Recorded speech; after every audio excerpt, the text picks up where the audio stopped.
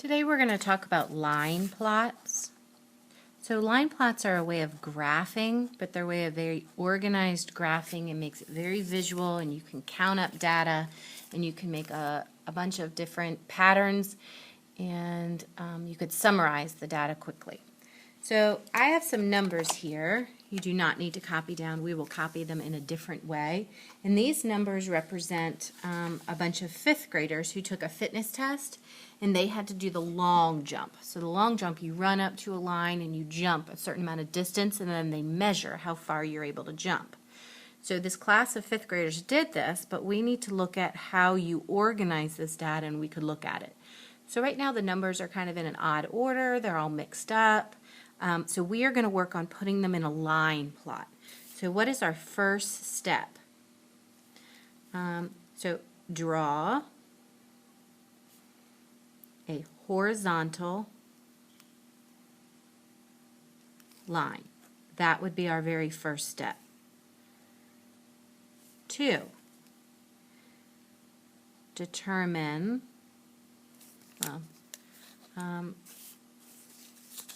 not sure how long my steps are going to take, so I'm going to come do my line further down my list here. So I've made a long horizontal line. Determine beginning and ending. So I need to look at what's my lowest number and my highest number. So my highest number is a 5. My lowest number is, I have a 2. 2.5. Determine, the third step would be to determine the interval. By interval, I mean how often, how I'm going to draw my line plot, how I'm going to label it. Well, I see fourths, halves, 3/4, and wholes. So I think the way I'm going to do this is to count by fourths. 1/4, so like 1/4, 50 cents, half a dollar, 3/4. So I'm going to go by fourths, and I can always change halves into equivalent fractions that equal fourths, because this would equal 2/4. 1/2 does. So my lowest number that I need to start at is 2.5. So 2.5, 2 3/4, 3, 3 1/4, 3 2/4, but I have another way to write that of 3.5. I could label both of them just so I could be sure. 3 3/4. So notice I am numbering my lines. I'm not numbering my spaces. A line plot, you number lines. So it's going to look like a number line. So 3 3/4, 3/4. My next one up would be 4 wholes, $4. 4 1/4, 4 2/4, but I'm going to write it as a half. 4 3/4, 5, because I have my beginning and I have my end, my lowest number, my largest number. In past years, students have determined that doing this is the hardest part of the entire line plot, figuring out what your intervals are going to be. So a line plot, you don't really need a key because it's the same thing that we do every time. We are going to, so let's write down, the next thing we just did was label.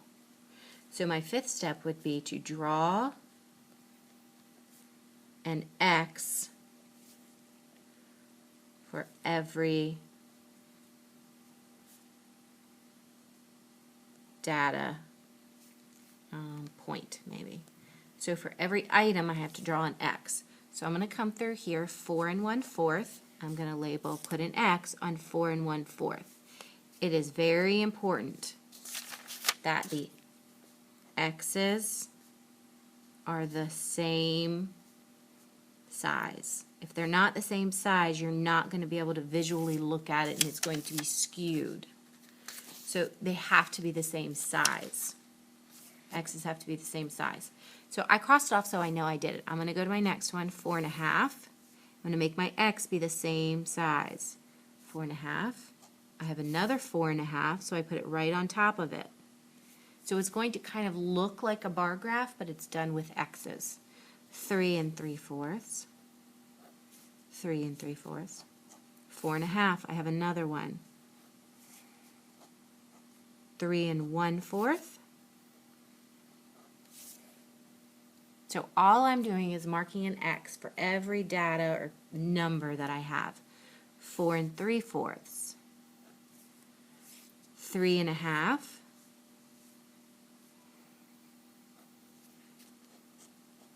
4 3/4. 3 1/4. 5. And then I have a 2 1/2. So if I look at my information, so I can summarize that most people jumped over 3 feet. I can also summarize that the most amount of 4 1/2 was a common length of distance that they jumped. So I can visually see what the most amount of fifth graders, what they jumped. So we're going to talk about some vocabulary words as we kind of answer some questions. So this is how to create your line plot, and this is all it is. So here's a question, let's discuss. Based on the data below, which distance was jumped the most? So I'm looking for a question. I'm going to take off my data points here. The most. What would my answer be? My answer would be, I'm going to label this down here. The most was 4 1/2. What made it the most? It had the most X's labeled. That's what made it the most. So my next question is, what is the total distance that all students jumped? I'm going to come back to this one at the end. So we're going to look at the total distance, but I'm going to come back to this one at the end and see how we find this. Total distance. I'm going to come back. So if all fifth graders were to have jumped the same distance, I'm going to come back to that one too. If a new student were to go to First and Fitness, about how far, would they have jumped? So I'm looking for about how far would they have jumped. So about, I see most of my answers are about here. So I would probably answer that as 4 1/2. So I can look at this, and the students were mostly about here. But let's look at how I find our total distance. To find the total distance, I need to add all the points. So let's try to do this in an organized way. I have 2 3 1/4. So 3 1/4 plus another 3 1/4 is 6 2/4 when I have this total. I actually decided I'm going to write this up here. So I have 6 2/4 here. This one, I have 2 1/2 when I add them together, because there's just one. I have a 3 1/2. I have a 3 3/4. I have a 4 1/2. Okay, so I have 1, 2, 3 of these. So I need to add 4 together 3 times. 4, 8, 12. And I have 3 halves. 3 halves equal 1 1/2. So together, I have 13 1/2. So here are my totals that I'm looking at. I have 4 3/4, and I have another 4 3/4. So let's add these together. So I have 8, 3 3 is 6/4, but this can be simplified. So 9 2/4, 2/4 can be written a better way, 9 1/2. So while this seems very overwhelming to add all of these together. Let's do our work and kind of simplify things together. I'm going to add all my wholes. Well, I have a 5. That's a whole. I'm going to cross off because I used it. Now I'm going to add all my halves. I have, I'm going to use a highlighter here if I can find one.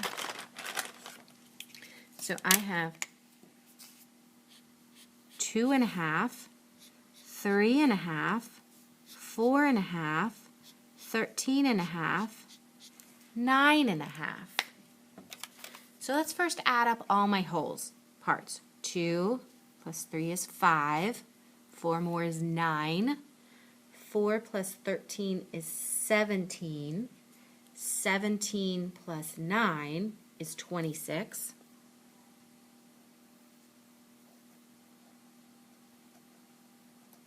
26. Now let's add our halves. 1/2 is a whole. 1/2 is a whole. Another half.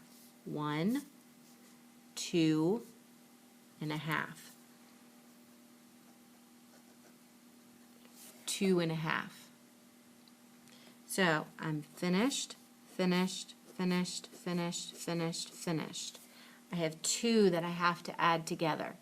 I have, oh, I didn't simplify this one. I should have added that one when I did my other halves. Well, it's too late now. So 6 1/2 looks like this. 2/4, 6 1/2. So I'm finished. All I have left is this 3 3/4. So now I have an addition problem that is much simpler. All right, so I need to make these all be fourths.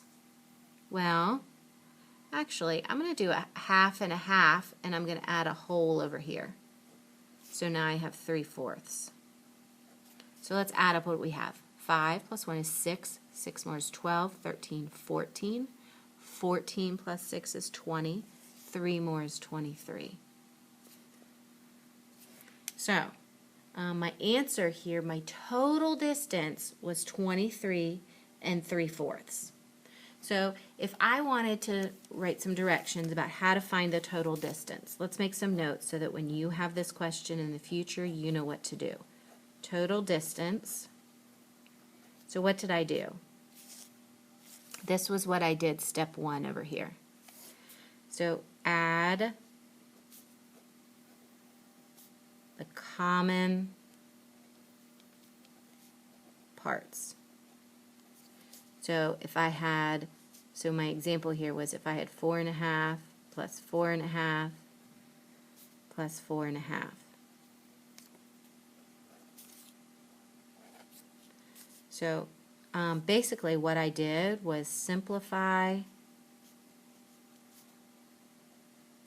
the addition into parts. So I added small parts together, then I added those parts together to get my total. One more word that I want to talk about is an outlier. What is an outlier? So an outlier is when you have one number that is very different than the others. One number that is very different from the others. So in this piece of information, or in this line plot, I have a lot of them that are all similar to each other. Then I have one that was much smaller than the other. So for this one, this would be my outlier, because it was a bunch of, I mean it was almost a foot smaller or shorter than the other ones. So we've talked about how to find the most. We talked about how to find the outlier, how to find the total distance, and then in the beginning we looked at how to actually label your line plots. So use this video in your notes to go back when in class you're drawing your own line plot and you're looking at your own piece of information. The biggest suggestion I have for you is do them in small parts. When you have to find the total distance, add them up into parts and then add those parts together.